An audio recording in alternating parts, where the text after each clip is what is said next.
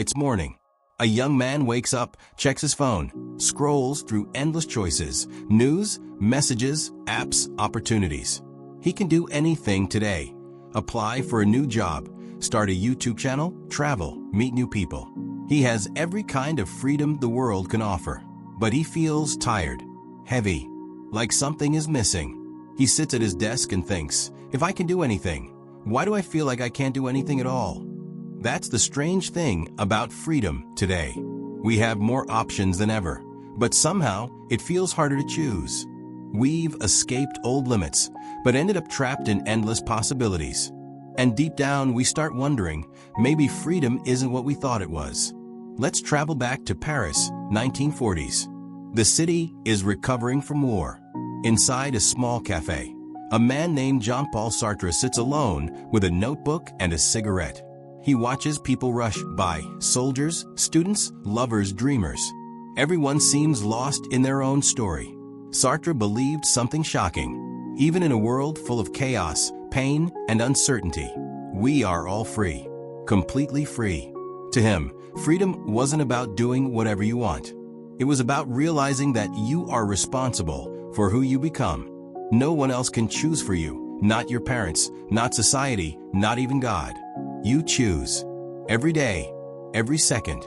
He called it a curse and a gift. A curse, because there's no one to blame for your life but you. A gift, because no one can take that power away from you. Sartre said, we are condemned to be free.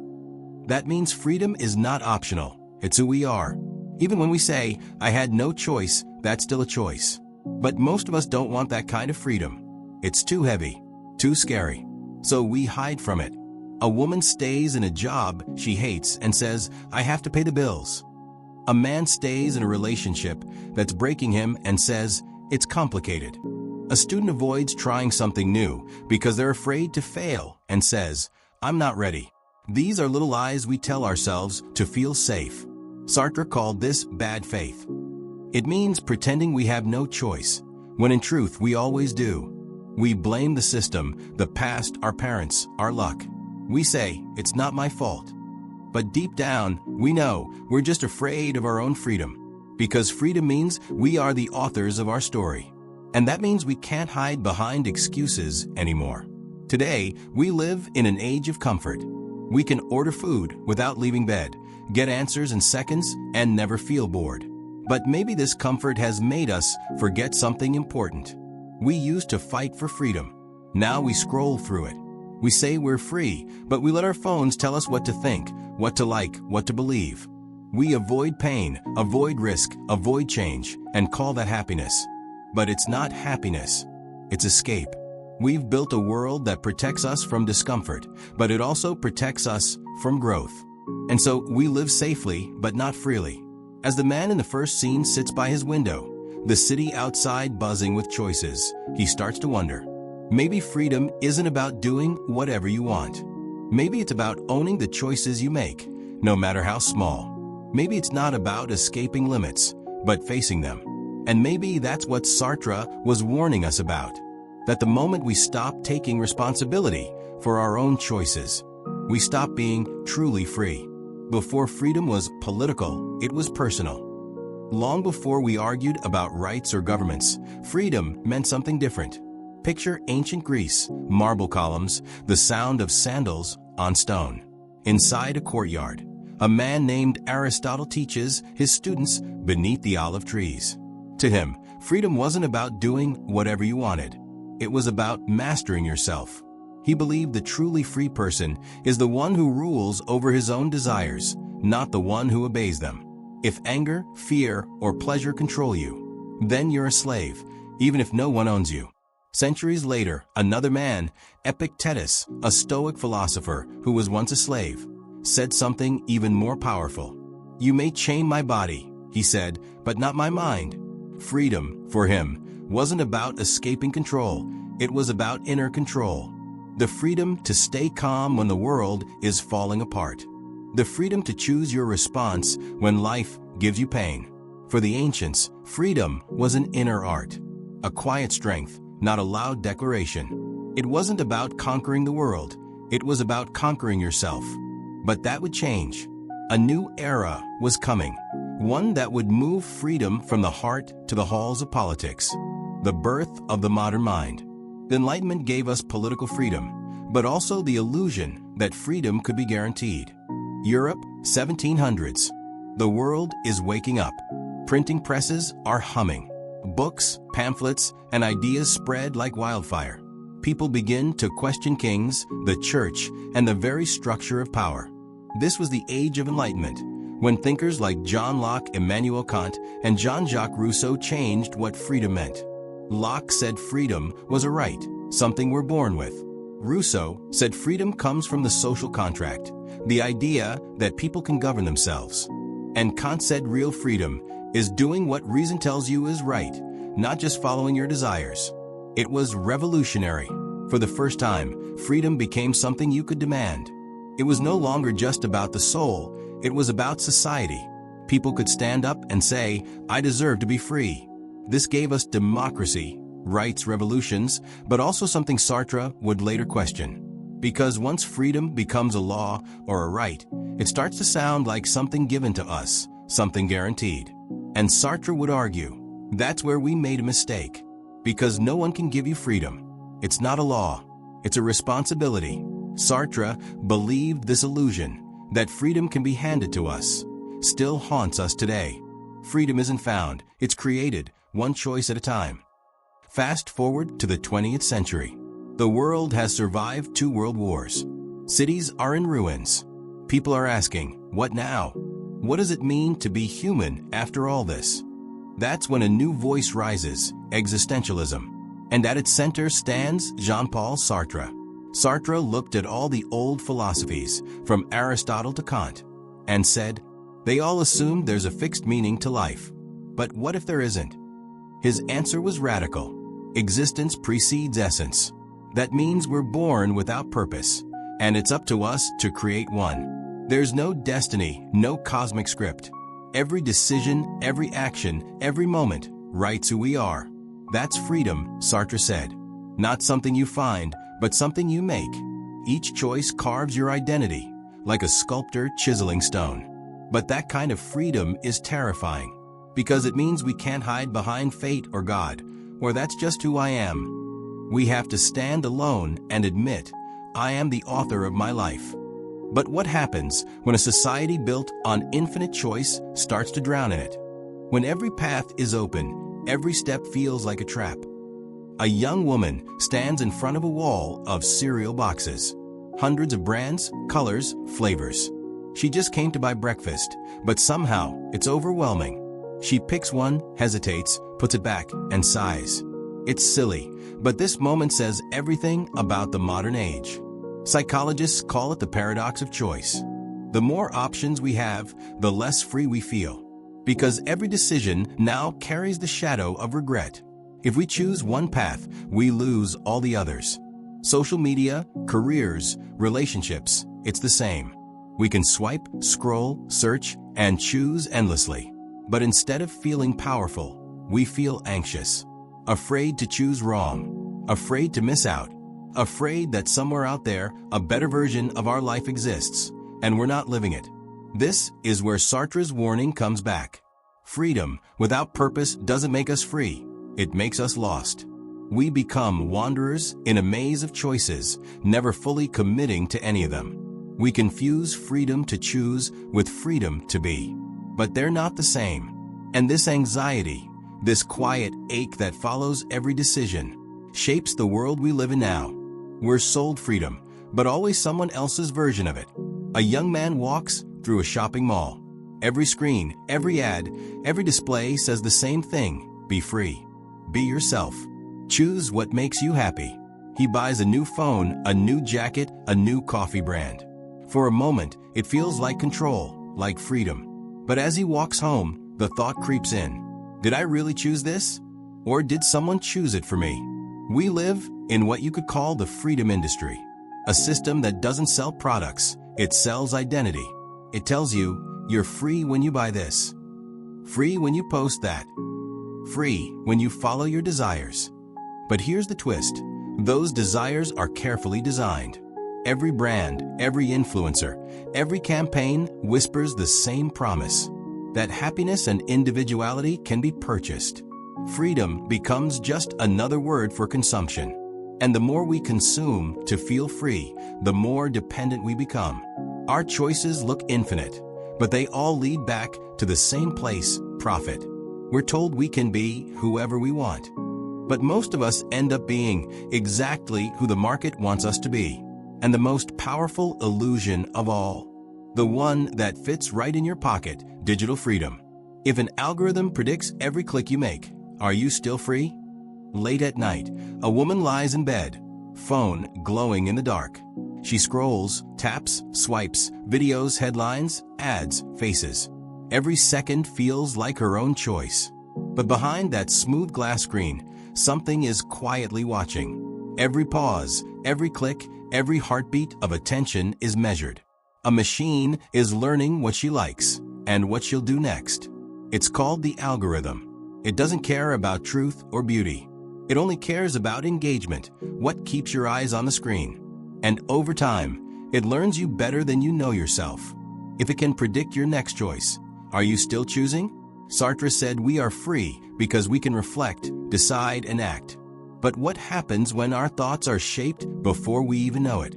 When our opinions, desires, and fears are guided by invisible patterns? Social media gives us the illusion of power. You control what you see, it says. But the reality is the opposite. We are being fed what will keep us scrolling, buying, reacting. Freedom has become a loop, a digital cage lined with dopamine. And yet, Sartre would remind us, even in this system, our responsibility doesn't disappear. We can't blame the machine entirely, because the truth is, we build it, and we keep feeding it. We've stopped asking, who am I? And started asking, who do they think I am? Imagine a girl taking a photo. She adjusts the light, the angle, the smile, perfect. Then she uploads it and waits. Likes start coming in. Each one feels like a heartbeat, a small confirmation that she exists. We've built a new form of bad faith, Sartre's term for the lies we tell ourselves to escape responsibility. Only now it's not just in our minds, it's online. We curate, perform, and edit ourselves for approval. We trade authenticity for attention. We stop asking, what do I want? And start asking, what will people like? We wear masks made of filters and captions. We become characters in our own digital theater. And, after a while, even we forget which part was real. Sartre warned that bad faith makes us strangers to ourselves. We live as objects, reflections in other people's eyes, instead of conscious beings who choose freely. Social media has turned that warning into our daily reality. And when someone disagrees or dislikes or cancels, it feels like death. Because if we exist only through others' approval, losing that approval feels like disappearing. This is freedom's new prison. We've turned our own self-image into something we must constantly defend. So, if this is the world we live in, where freedom is a product, algorithms guide our desires, and identity becomes performance, what can freedom possibly mean now? The first act of freedom is to see the cage. Picture the same woman from before. It's still late. The phone is still glowing. But this time, she pauses. For the first time, she notices what the app is doing, how it pulls her in, how it shapes her feelings, how it quietly decides her world. That small moment, that awareness, is the beginning of real freedom. Sartre said freedom begins the moment we recognize our own responsibility. When we stop blaming systems, society, or others, and start seeing our part in them. Awareness is rebellion. It's saying, I see the game, and I won't play blindly anymore. That doesn't mean deleting everything or escaping the world. It means waking up inside it, seeing clearly, choosing consciously. Freedom, in Sartre's view, isn't a gift you receive. It's a decision you make again and again. It's how you speak, what you believe, what you create, and what you refuse. It's choosing truth over comfort, presence over distraction, authenticity over performance. Because the first act of freedom is to see the cage, but the real act is to walk out of it. And yet, Sartre would say, seeing the truth isn't enough. The question now is, will we live it? Freedom isn't doing whatever you want, it's owning what you choose. A man stands at a crossroads. He's lost his job, his plans, his direction. For weeks he's told himself he has no choice. But today, standing there, he feels something different, a quiet realization. Every path I take from here will be mine. That moment, that subtle shift, is freedom. Not the freedom of endless choices, but the freedom of responsibility.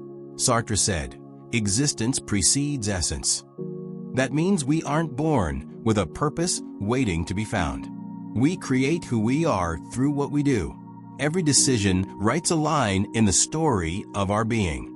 This can sound heavy, even cruel. But Sartre didn't mean it as punishment. He meant it as power. If no one defines you, then no one can limit you. You can always begin again. You can always choose. Freedom isn't chaos. It's not running from rules or doing whatever you please. It's the courage to take responsibility for your own meaning. To say, yes, I chose this path and I'll stand by it. That's what real freedom looks like. Not escape, but ownership. But courage doesn't come naturally.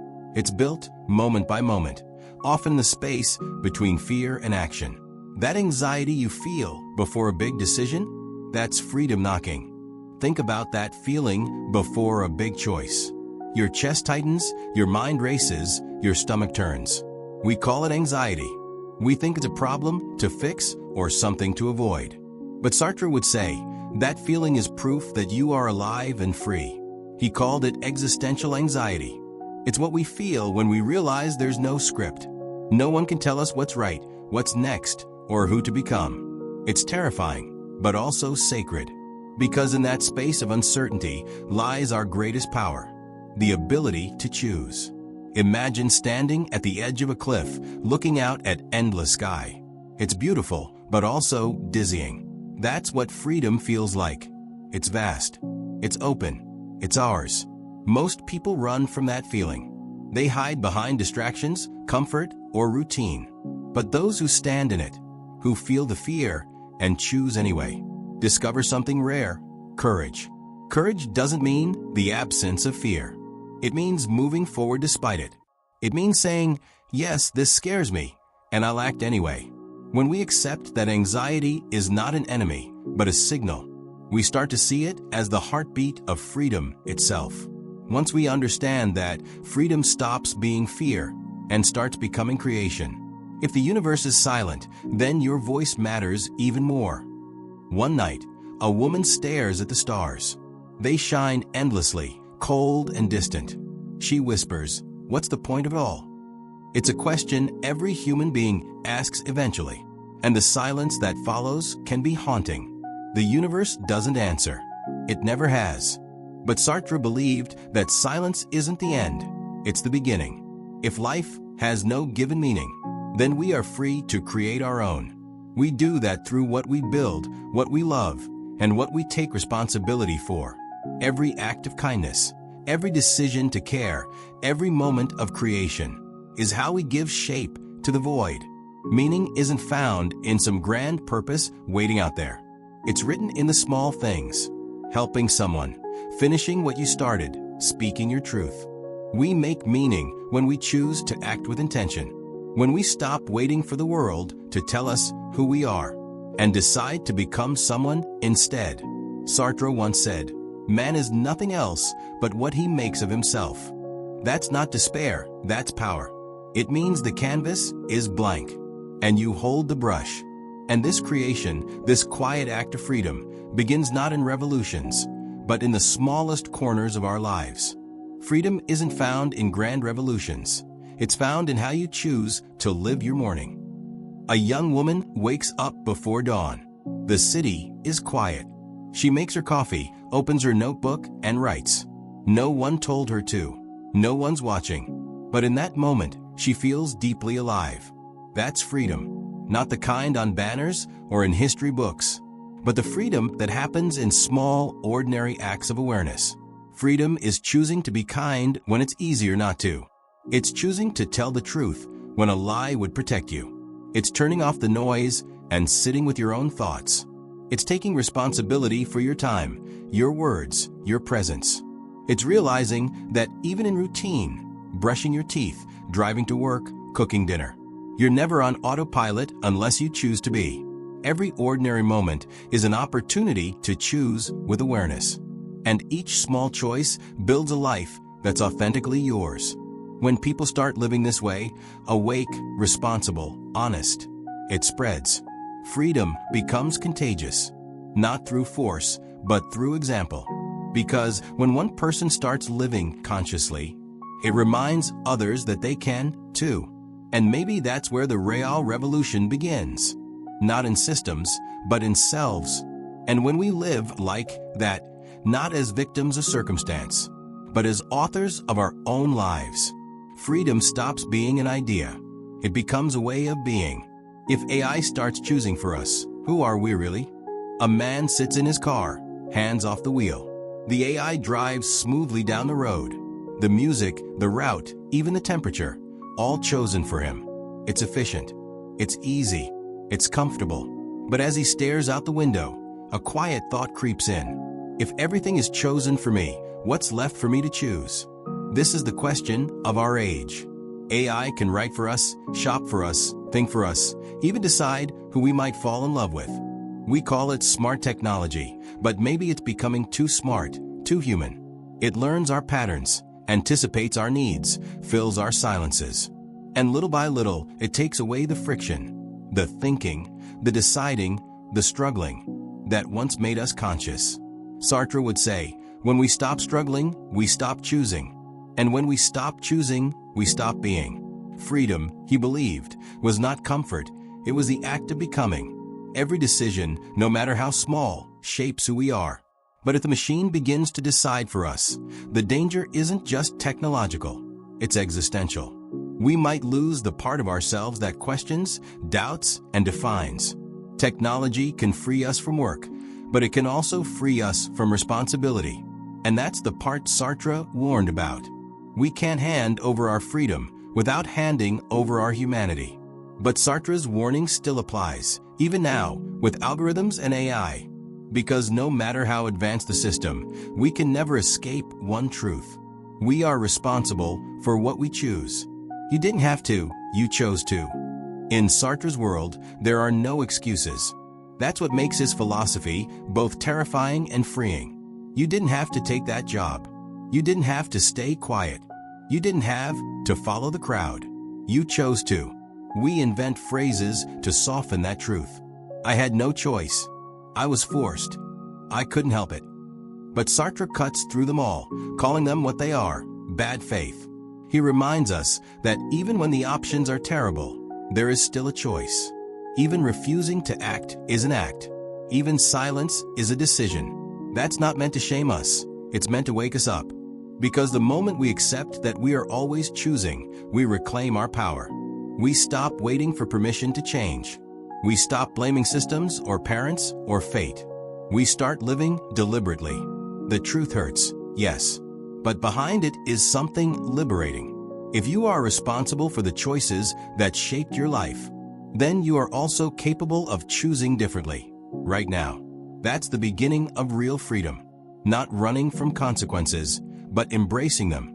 Not blaming the world, but saying, this is mine, and I can change it.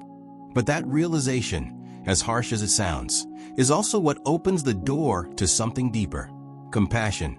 Freedom without compassion isn't freedom, it's isolation. A woman walks through a crowded city street. Everyone is looking down at their phones, absorbed in their own little worlds.